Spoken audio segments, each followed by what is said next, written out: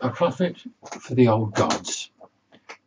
This is going to be a series of talks based loosely on my life story.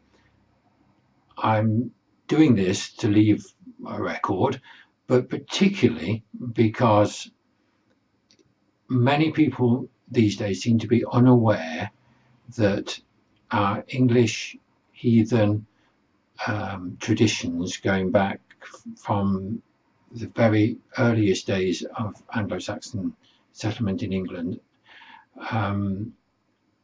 have been ongoing and continuing, certainly up until when I left England when I was 30, many years ago. I don't know how extensive it was by that time, but certainly when people are now looking for their own culture, feeling that they're bombarded by other cultures of a completely foreign nature, seem unaware that our heathen culture continued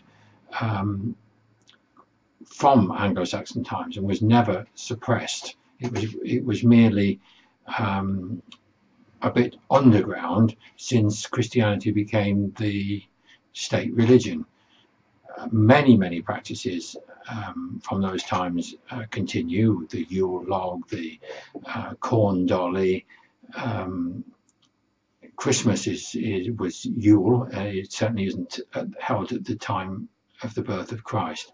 It's coexisted with Christianity, but carried down from within families, and not in the mainstream media particularly. Now, I know many people are seeking to go back to their roots and find information about the old heathen religion, and they look, of course, to the text written after the time by mostly by monks, and some of it by the Romans. There's very little that remains directly from the heathen times of the Anglo-Saxons in England, but much information about their practice has been passed down through my family and no doubt through many others.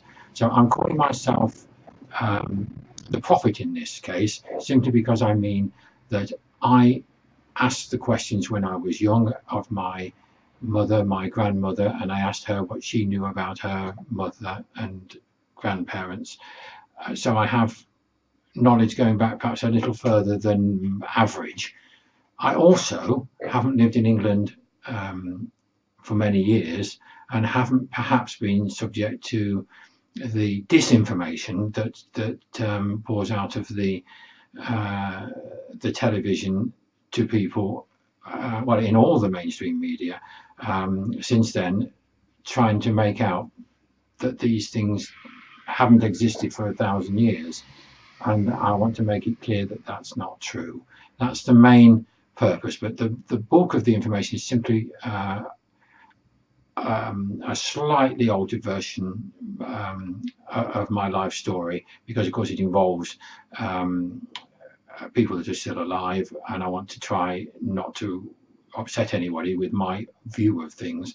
So if you just bear in mind that that's what it is. It's my view of what these things meant and how it was, as I can remember it. I'm doing my very best to remember it properly, but I may make mistakes somewhere along the line. But I'm sure that this will contain useful information for those that are simply interested in our family history in a broad sense, or anyone who's nothing to do with our family but is of English descent, whether you live in England still or in the United States or Australia or anywhere else.